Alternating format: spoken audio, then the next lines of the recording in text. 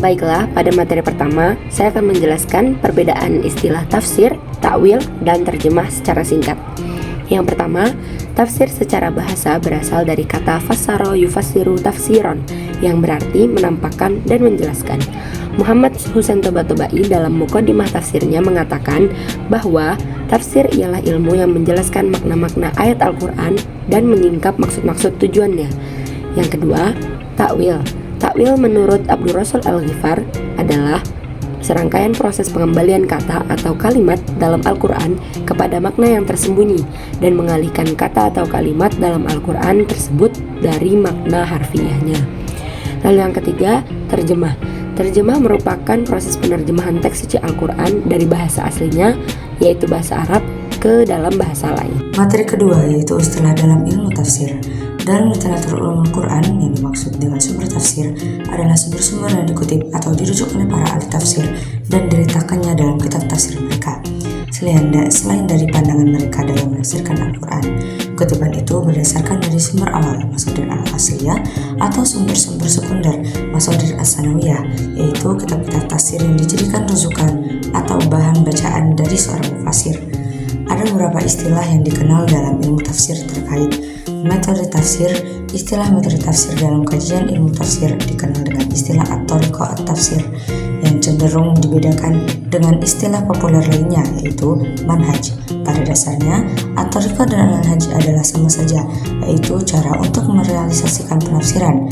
Hanya saja, manhaj lebih difokuskan untuk melihat seorang tokoh dalam menafsirkan Al-Quran, baik dari segi masdar, thariqah, dan juga ijtihadnya, sehingga Universitas Al-Azhar diperkenalkan mata kuliah manhaj al-mufassirin yang pada gilirannya dimaksudkan untuk memperkenalkan metode khusus dari seorang tokoh dalam menafsirkan Al-Quran. Pembahasan selanjutnya, metode-metode tafsir. Yang pertama, metode ijmali.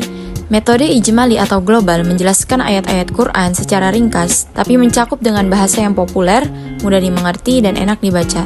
Yang kedua, metode tahlili. Maksud dari metode tafsir tahlili adalah suatu metode menafsirkan ayat-ayat Al-Quran secara detail, rinci, jelas.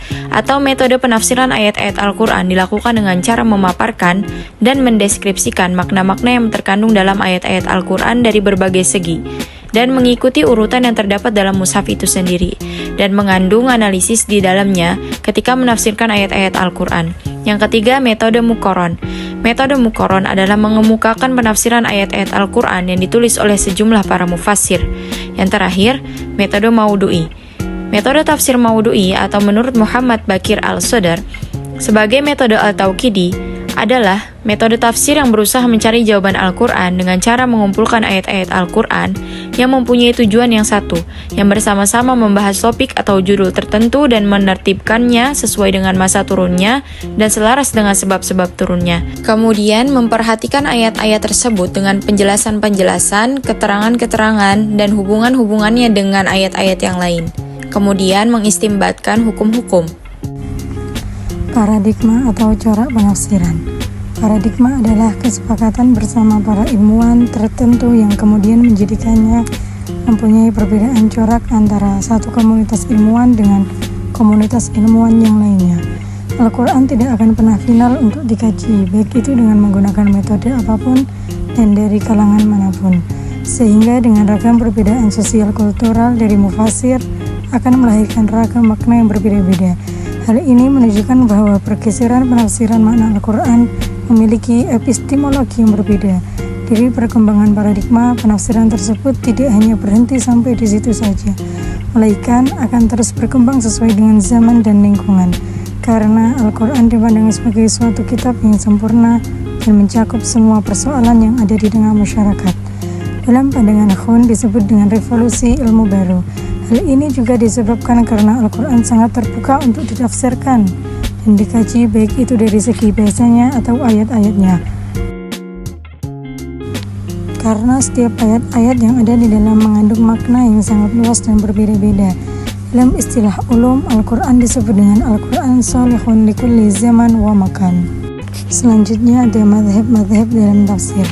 Madhab merupakan aliran keagamaan yang di dalamnya terdapat unsur-unsur doktrin, tafsir, dan pengikut madhab. Doktrin merupakan asas dan fondasi bagi perkembangan madhab. Doktrin-doktrin yang ditanamkan dalam pengembangan madhab dapat berasal dari athar, Al-Quran dan As-Sunnah. Rasio amalan-amalan para pendahulu dalam madhab fikih dikenal sebagai amal al-Madinah, qiyas dan maslahat kolektif. Tafsir dalam madhab pada awalnya merupakan titik torak dari lahir dan berkembangnya madhab itu sendiri. Dalam bidang tafsir terdapat berbagai madhab atau aliran yang masing-masing memiliki pendekatan dan prinsip penafsiran sendiri, seperti madhab tafsir Ahlus Sunnah wal Jamaah, Al-Mu'tazilah atau Syiah. Masing-masing madhab ini memberikan kontribusi dalam memperkaya khazanah ilmu tafsir dengan perspektif yang berbeda-beda.